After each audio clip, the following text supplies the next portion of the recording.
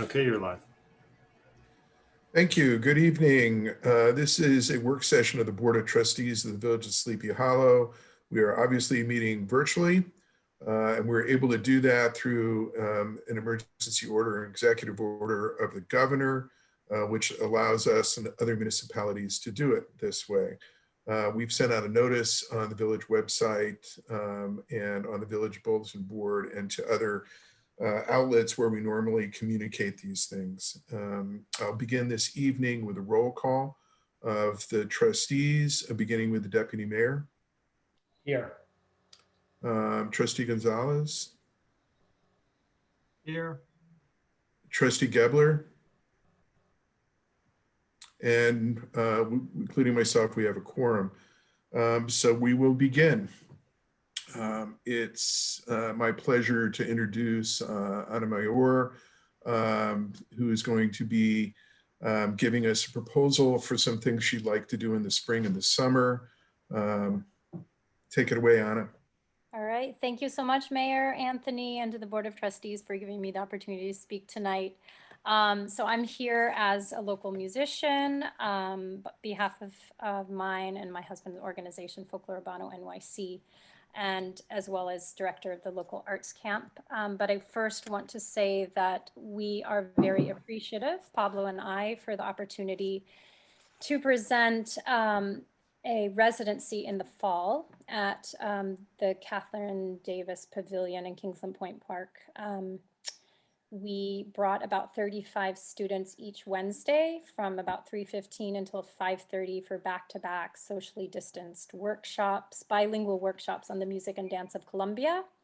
And I have to say it became this joyful gathering of very happy parents on the patio of the KD Pavilion watching their kids dancing and singing and drumming as they learn Spanish songs and choreographies. And they were able to see a final workshop presentation through the support of the Kids Club. We were able to provide scholarships to a large percentage of Hispanic families in our community who couldn't otherwise afford it. And I have to say that as artists, we are dealing with a particularly challenging moment with really no ability to do our work in person in the schools in New York or in Westchester. And so in order to do this kind of work, we created an outdoor workshop series that we called Inside Out. And again, it was a tremendous success and fulfilled a need for in-person socialization for many of our 100% remote learners in our school district. While providing valuable arts programming, which has been abandoned at many of the schools due to the pandemic and inundation of restrictions and changes that have been placed upon schools. So the first of my request is to be able to do this again in the spring. 100% of our families were begging that we continue this. I don't think it's a huge burden on the village because of the hours it meets once a week. There's not usually a lot happening at that time, other than Matt turning the lights on for us when it got dark too soon. It was pretty minimal for the village, and I'm hoping that we can continue that. So having done that workshop, I've been, trying to plan the summer arts camp, which I took over as director 3 years ago from Allison Paul. It's an 18-year program that serves a really large number of students in our district. And we did a virtual camp last year, and the superintendent and business manager and I all agreed in December when I was called to a meeting that we cannot do another virtual camp. It's not gonna sell this summer. Kids are burnt out on screens. Parents are not willing to do it. So we really have resorted to an in-person option for our camp. And as you all know, the pandemic has placed really a lot of obstacles on having kids in the schools. And more importantly, there's still not 100% of our families who are willing to send their kids to in-person programming. So my solution to the superintendent was, why don't we do an outdoor camp? And Kingsland Point Park seems the absolute perfect place to do it, having done my own workshop in the KD Pavilion and seen the possibilities that are there. So On behalf of the district, I am requesting use of Kingsland Point Park for 3 weeks in July to accommodate a safe in-person out-of-doors format for the district's annual arts camp. So on a normal year, it would take place at the high school or the middle school. We use the art rooms, we use the foreign language wing and classrooms, and we would serve about 125 kids between the ages of kindergarten and 4th grade for our multi-arts program. And it's really the multi-arts program that's the bulk of the program that I really want to focus on. I've created kind of a setup that I think could work in the park to create small groups of 15 kids that rotate through stations throughout the park using the KD pavilion upstairs and down, and a couple of the other pavilions in the park. For rain purposes in case, but ideally I would like to have workshops out in the grass areas of the park, which I know there's a lot of options. I have been in touch with Matt, and I am aware that it's a public park and that the public uses the space, that they do use the soccer fields. But I really think we can work together in creating this amazing program that benefits so many families in the community. I'm just going to say that, so I don't know how many, are any of you familiar with the arts camp and how it works? But the multi-arts basically, we have funding. We have an ongoing relationship with the Rockefeller Brothers Fund to provide, to bring in really world-renowned artists to teach at the camp. And so kids have the opportunity to rotate throughout the day into music, dance, theater, and visual art workshops with like world-renowned teaching artists. So it's an incredibly like high-level program. Kids are exposed to so many valuable things, and I in particular have turned it into a very culturally enriching program as well, which I think is very important for our diverse community. So I'm looking at a 8:45 in the morning till a 1 p.m. program this year to be able to accommodate more groups of smaller kids and use all of these different places in the park. One other important aspect of the program is we have a very large youth employment program that employs a large number of our teenagers in the district each summer. Many of them count on Arts Camp for their community service hours. And as they work in the camp year after year, they become eligible to earn money at the camp. And so our senior counselors can earn up to $10 an hour. We have funding from the Westchester Community Foundation that goes to helping pay our counselors, and they are the ones that will be, supervising the kids from moving from place to place, and they will also be leading recreational activities for the kids, which I'm trying to integrate into the program this summer. We have a couple of afternoon workshops that typically take place with smaller numbers of kids, which I would propose doing in just the Catherine Davis Center for the extra 2 hours until 3:30. So we wouldn't use the whole park that many hours. It would just be 8:45 to 1 where we would use different parts of the park. I wanted to see if you guys had questions. I know that the rent is a big issue here, and I have been informed that we have an anonymous donor that is willing to cover the rent for these programs. So with that in mind, I wondered if you had questions for me, and it's a lot of information, I know. I just have a couple of quick comments. Sounds like Anybody who's watched these knows I have a strong support for the arts, and we all have strong support for youth programming, whether it's arts programming or recreational. We think that's incredibly important, and it is really important. I thought the program we ran last fall was pretty cool. I got to walk by a few times, and watching the parents who were as excited as the kids was kind of cool. So I would urge the board to support this. That said, I also had a conversation with Matt Arone, say, Matt, he's talking about using the whole park. And as well, and it back and forth, I was like, well, she's not using the soccer fields, okay, or the program isn't using the soccer fields. And it's like, well, yeah, so of course not. So, because you don't need those, there's plenty of space there. And I think when you say the whole park, you mean getting out of the pavilion and using other parts of the park. I would urge the board to support both of these programs with the caveat that all the timing and space requirements get worked out with Matt. Because I know we do have soccer, that's like the one given.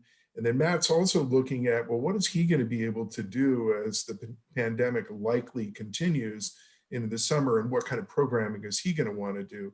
So anything that happens there has to be approved by him as far as the space requirements are concerned. And I feel pretty strongly that's something you guys can easily work out about who gets what, when, and where. As far as we say the bathhouse, you're so correct to say the pavilion, the Catherine Davis. After all, it's only there because for truly substantial donation to make that place what it is.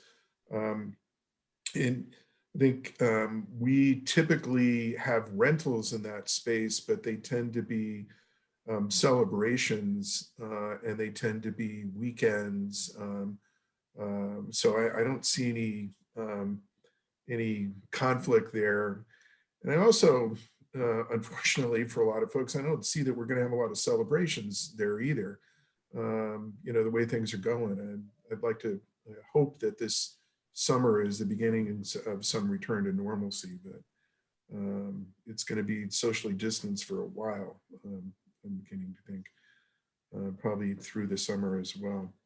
Anyway, that's an aside. With the program itself, good to hear that the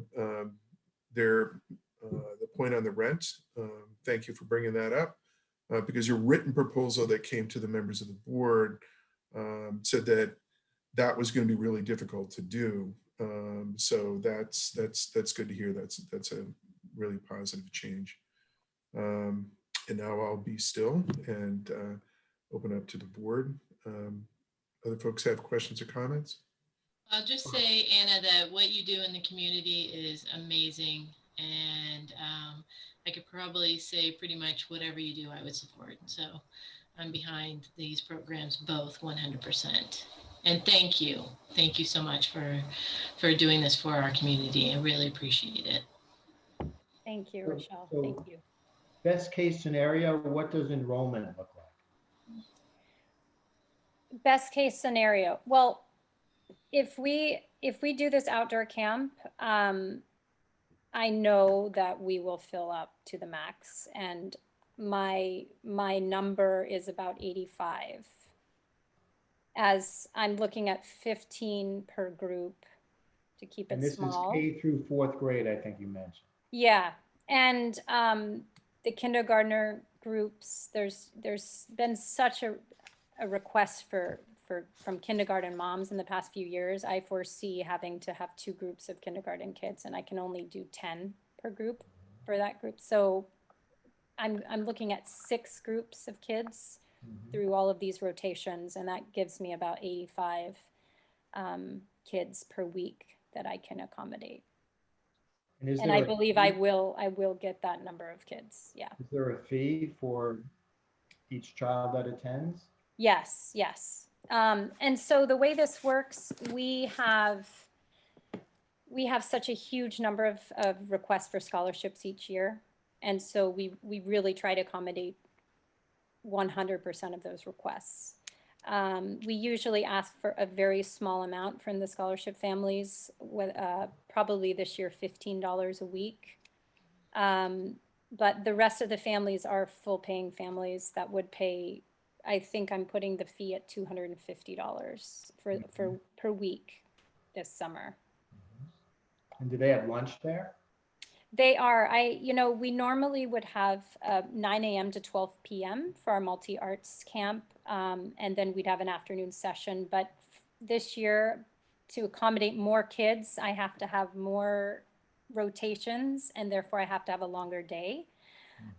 So I'm incorporating snack and lunch into this 8:45 to 1 p.m. format, which I think is a win-win situation for families because they always want more hours. But I couldn't accommodate more classes and smaller groups in that small period of time. So yes, they're going to have lunch this year. Sounds like a great program. And I want to just say the afternoon program, the way I see it this year. So we have a music intensive that I started 2 years ago for middle school students who are musically inclined and want to play in an ensemble. They learn to write music. We used the computer lab 2 years ago. I spoke to Micah Sprague, and he said, do not do an indoor camp. It's too complicated. Do something outside. So I figure one of these weeks from 1:30 to 3:30, I haven't worked out the exact times, but more or less in those, I would have a 2-hour a day, 1 week music intensive in the Kathleen Davis upstairs after the multi-art session ends. And then another week, I would like to have a vocal workshop for like 5th through 8th graders, which I've also been told is probably going to be really popular because kids have not been able to sing and they haven't been able to be together. Choral, I think the chorus program has really suffered this year. It's been one of the more difficult things to pull off in the in-person indoor programming. And then my 3rd week, I'm looking to have a theater improv workshop for the multi-arts kids that want to stay a couple of extra hours. And yeah, I just think all of this, Kingsland is just the ideal place to do this. There's not anywhere else in the village or in Terrytown that has covered space, electricity. It's really ideal. So I appreciate the support. How And you most of doing, the Anna? kids This that is attend Ann are part Gonzalez. of our school district. I'm sorry, say that again, Glenn? Most children who attend, are they all typically children who attend our school district as well? Yeah, I would say 99% are district kids. We have, there's a higher fee if you're out of district. And we've typically gotten maybe 1 or 2 kids that come from out of district, but it fills up so quickly with in-district kids that we can't even usually accommodate people from outside. Sam, did you have something you wanted to say? Yeah, I wasn't sure if you could hear me or not. Yeah, I just wanted to say it sounds great, very comprehensive, soup to nuts, all the way from, having a very diverse set of programs and also geared toward the community. It sounds fantastic. And I'm sure you could, I mean, that's a big park. So I'm sure you can balance what you're doing with the rest of the community needs. Especially if you're coordinating with Matt, that should be fine. Yeah, yeah. and Matt and I have already had a few conversations, and he's been very clear about what I can and can't do, and I completely respect whatever he suggests, and I'm willing to work with him on that. Absolutely. Yeah, and I think you'll have a lot of demand for this program. Because, given what we've gone through in the last year and things are not going to let up anytime soon, parents are looking for, fun things for their kids to do. And, this really kind of goes to, people's creative energies and stuff. So I think you're going to be busy. I think you're going to get a lot of response for this. I think so. And one of the things that I would definitely suggest you reach out to the associations like Phillips Manor Association, Sleepy Hollow Manor Association. And I know that Weber Park has a group that's pretty active there in addition to the churches. And I'm sure that you'll have really good turnout. Fantastic. Thank you. Thank you, Sam. Other questions for Anna? I think, Anna, this isn't a board meeting, it's a work session, so we don't, we may go into a special session later on this evening, but I think there's an obvious and strong consensus to say, hey, we're behind it, we're going to approve. When it's time for us to make a formal approval, we'll do so. We can do that as quickly as next Tuesday. And you can work with Mr. Giaccio on what it is that you need, but I'd really like to, I think we'd all really like to see this happen. And, you know, glad you guys are putting it together. So. Thank you. Thank you so much. Good night, everybody. Yeah. Thank you. I appreciate your allowing me the time to speak tonight. Yep. Have a good night. Thank you so much. Yep. Thanks, Anna. Be well. Okay, bye. Good night. Bye. Okay, next up on our agenda, just not quite as exciting. Change order on the Cortland Street Sewer Project. Mm-hmm. From the Sublime to, yes. Mr. Giaccio, I'm going to set this one up. Yes, the Cortland Street Sewer, right down the center of the street, was redone in portions and also relined in other portions. It's a 100-year-old sewer. So what happens when they dig up the street, they find things they didn't expect. And so that's kind of the reason why there's some change orders. Our engineer is recommending they be paid. They have to do with unforeseen things after the project started. And I think it's about a 10% increase to the project, which is typical of a project like this. I think the engineer is comfortable recommending paying or taking these change orders as part of this project. Right, and it looks like it's like about $50,000 more. So. Correct. This is a community development block grant project, and we're paying half the cost. So, not that that matters in particular, but I wanted to remind you that this is a community development project. Okay. Well, the work will be done or is done. And the work is almost completed and successful. We've had a good contractor, and we're happy with the work they've done. A difficult job, for sure. Well, hopefully it'll be somebody else's problem in 100 years. So it's just a start. We got a lot more sewers to do. I didn't really want to go there. It's an iceberg. We're still on the surface. So I'd like to put this on for approval for next week. Is that good with everybody? Yes. Okay. All right. And next up, we have an agreement with Westchester County for a recreation grant. Mr. Giaccio, I know it was circulated to us. I want to outline this one too, please. Yes, so the Recreation Department applied for a small grant through the county for youth programming. It's about a $2,200 grant. Think of this as the grant contract. We're assuring the county that we're going to spend the funds the way we told them we would spend it on youth programs. So that's what this agreement is. I would recommend we send it to our village attorney, but for the most part, it's straightforward, and it's a good thing for the village. We're getting a little money for youth programs. Great. Okay, so we'll put it on for next week for approval, and if council could review it before then, that would smooth the way. Our next agenda item is a maintenance agreement for the water department. And that was circulated earlier as well. Mr. Giaccio, you want to point out the highlights of that agreement, please?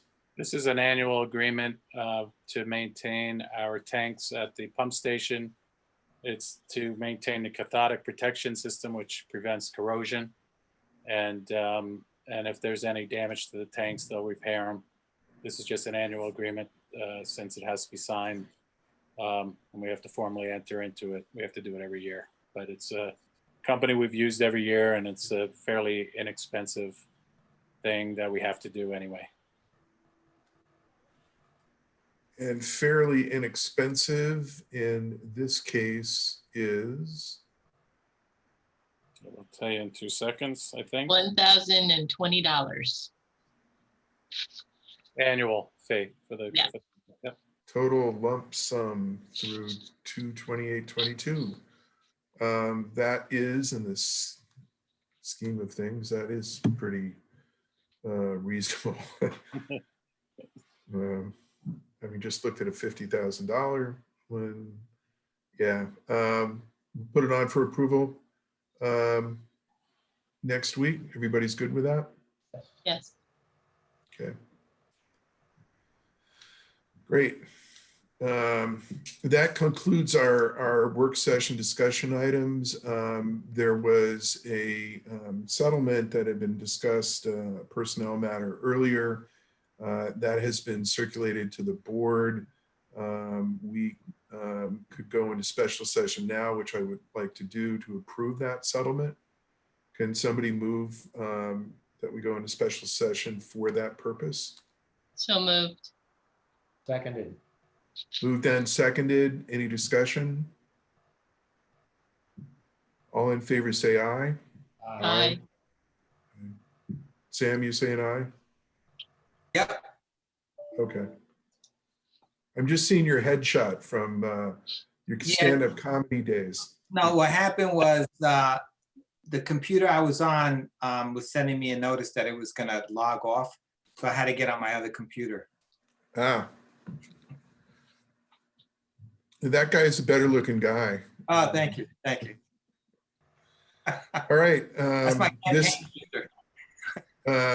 This is a special session of the Board of Trustees called for a single purpose, and that is to consider a resolution on a settlement with a former employee. Could someone read the resolution, please? I can read it. you. Resolution of the Board of Trustees of the Village of Sleepy Hollow ratifying settlement. Be it resolved that the Sleepy Hollow Board of Trustees hereby ratifies an agreement with a former employee with regard to the settlement of his lawsuit. So moved. Seconded. Moved and seconded. Any discussion?